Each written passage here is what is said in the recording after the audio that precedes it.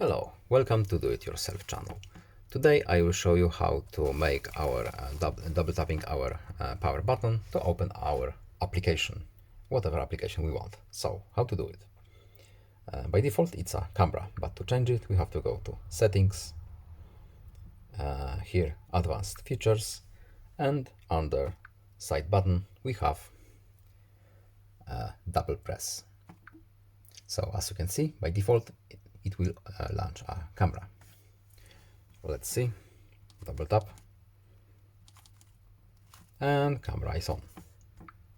If we want to change it, for example, we want to open flashlight, double tap flashlight, yes please, and let's see if it works.